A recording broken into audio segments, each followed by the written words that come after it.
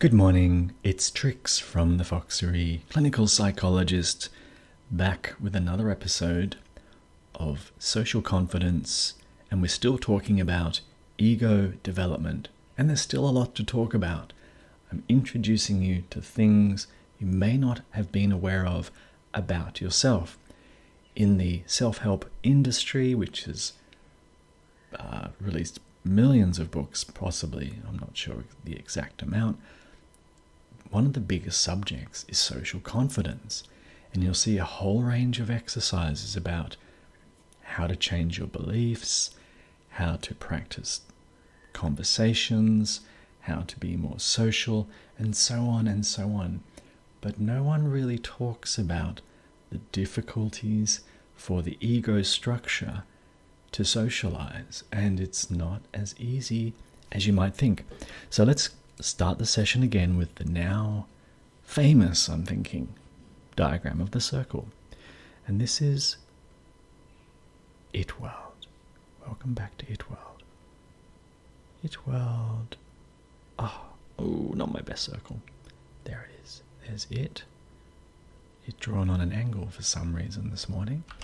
And here's all the primal or primitive energy of It World. It wants you to eat. It wants you to fight. It wants power. It wants sex. It wants to be adored. It wants to be worshipped, and so on. What am I talking about? Well, little kids, really. All right. So there's It World, and here's our ego structure. Let's change the colors again. There it is. This is the childish or the underdeveloped me. I need to somehow get myself or evolve myself out of It World and become my own person, which we explored in the last episode, like that. And how do I do that? How is this motion possible? Well, we've introduced the concept, a couple of concepts. The first one was boundaries, which are the rules. And the boundaries are important. Let me get a new color to solidify this edge, the difference between me and not me, or me and the world around me. This gives me a sense of center in myself, that I'm a person distinct from others. But it's not the full story. In the last episode, we looked at these things called self-objects, and the self-objects are not just ordinary objects. I'm just going to write it up here. But these are ones that carry a very special purpose for ego development, like that. Okay. All right, let's recap on the self-object. So here is the developing ego. Just going to maybe get rid of this for a sec, like that. And it needs to somehow emerge out of It World. Mature, you could say. And here's the parent figure. So his mum or dad or responsible adult. There are a few of those in the world, I believe. And little developing ego is struggling to do something. And let's say it's, let's give it a bit of a, what should we do? Scary dog. I like drawing my scary dogs. There's the little ears. There's eyes, teeth, and the body of the dog drawn in hyper-realistic rendering as usual. And there it is, growling. Okay, so the ego, being underdeveloped, is not really well capable maybe of dealing with this situation with the scary dog. So what does it do? It does a little psychological trick we call projection, and it transfers some power like this. It's like a bargain. Think of it like a bargain, and it's like a magical transference of this it energy, which we've called mana, into the parent like this. And the parent is psychologically imbued with a power that the child does not have or is not able to carry themselves. There we go. As I said before, it's not a weird skin disease. This is just symbolizing mana. Let's just write it in a little. There we go. This is the child's mana. Psychological energy. Psychological energy, mana. Okay. This parent now is a self-object. Not just an object, not just a person, but a very specific psychological object. This self-object allows the ego to emerge out by performing a function that the ego can't perform itself. And so in this case, let's get the color back to black. The parent says to the dog, I don't know, let's just be silly, go away. That's not how you spell go away. Okay. Go away. Shoo. And the dog runs away. Like that. You see. And in this way, in this particular example, we say the parent, the self-object, there we are, self-object of the parent in this case, it doesn't have to be a parent, could be just an adult, is carrying something very specific, in this case, the child's aggression, like this. Think of it like a bargain. You carry my aggression for me, and that will help me. What does it help the ego do? Remain stable and whole in the face of a threat. There you go. You see, so now the ego structure can retain its structure in the face of a danger or a threat, because the self-object is doing the hard work for the ego. Okay, I hope that makes sense. Now, the next concept is what happens if the self-object fails. So here we go. Once again, got to put the dog back. There's the dog, there's the scary teeth, there's the lower jaw, there's the scary teeth, there's the ears, there's the scary eyes, body of dog, front legs, back legs, like that. Dog comes back. Okay, there's the, and growls, like that. That's how dogs sound, exactly like that. In this case, the parent fails in their task. Maybe they're busy, they're not attending to the child, or maybe the parent's scared of the dog themselves. And what happens in this instance, the parent or the parent figure has failed in their job, you could say, as the self-object. And this mana transference that the ego has transferred over there is wounded. It's withdrawn from the self-object. Okay, let's make it a little bit bigger so I can rub it out faster. That's better. There we go. The child withdraws the projection like this. This is like big. This is a big deal if your self-object fails, and it's no longer a self-object. It's just an object, and it's no longer carrying the aggression. Like this. What happens? Well, we've covered this a little bit earlier. A regression.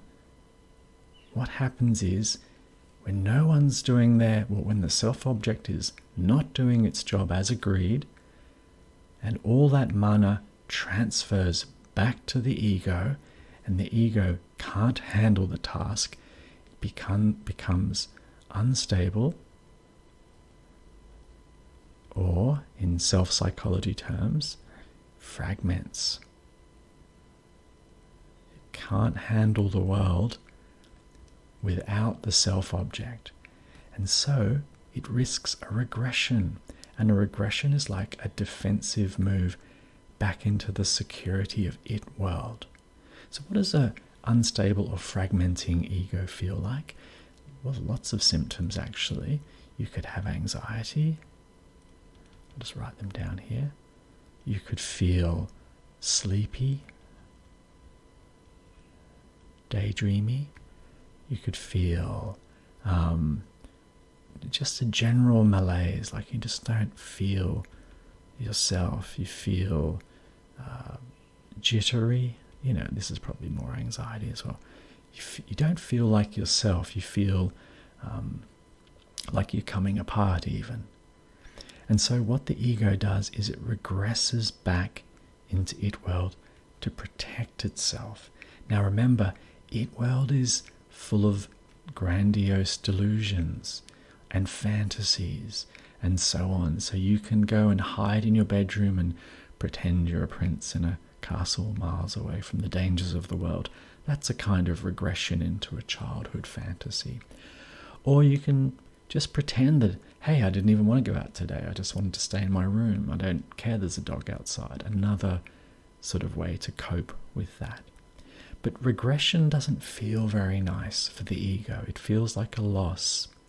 And so what the ego does when it's faced with the loss of a self-object, it's facing a regression back into this childish state. It tries to do something, one last-ditch attempt. It tries to defend itself from regressing. It puts a little barrier, like a psychological barrier. I don't want to regress. I want to stay whole in me, like that. But what does that do? It has an unfortunate effect. Remember, the ego is still connected to id world with a sort of conduit like this, which supplies it with mana, psychological energy. This gets kind of thinner, or I won't say cut off because you're never really cut off, but the ego is almost psychologically cut off, you could say. Let's just try and draw that a little bit more accurately. So that nice stream becomes a dwindling little stream like that. And what does that feel like? Anyone want to have a guess before I draw it? Flat or depressed. Like that. The ego becomes flat and depressed when the self-object fails to do its task and it risks a regression. Rather than regress, it tries to defend itself from regressing by putting up a psychological barrier of flatness. It's just literally, I will prevent my regression by being depressed. And so a lot of depression that we see is an ego desperately trying to prevent itself from regressing because it lacks self-objects. And self-objects come in many, many forms, shapes, and varieties. Let's just, before we wrap it up, give you a few examples of self-objects that adults you wouldn't think need self-objects still have. Self-objects are not just the domain of childhood. Let's get rid of that. Let's look at some common self-objects. Okay, so actually, why don't we just create a new layer here like this. Okay, there's a person. This is like what sort of age? Let's go young adult, heading out into the world, finished university or training in some kind of skill, and they're setting off into the world, but they're still vulnerable. People are still vulnerable. It's hard to contain the ego in the face of many threats in the world. So here are a bunch of normal self-objects. I'm just going to draw them as circles. This is the law, which could include police and so on. Here's my cool stuff I own. Cool stuff. My fancy car. My designer label clothes. My cool haircut. What else? My family. My family gives me support. They make me feel like I'm part of something, like I'm part of, a loving system. My friends even can be self-objects. My friends or my immediate romantic partner. My friends. Maybe there's something like a little totem that you carry around with you to give you confidence. What could it be? Like my little security object. My security object. I don't know, like gold coin or something that your granddad gave to you. And these are all serving a very particular function for the ego. It helps the ego carry things it can't carry on its own, and imbues the ego with what we could say confidence, but actually more accurately we would say it helps the ego. I want black. There we go. It helps the ego, me. There's the ego, me. Retain. We'll just draw this like a wagon wheel. A nice inner structure that feels strong and robust, that buffers it against the difficulties of the world, and you have a feeling of being stable and whole no matter what comes your way, as long as you've got these good functioning self-objects around you in your life.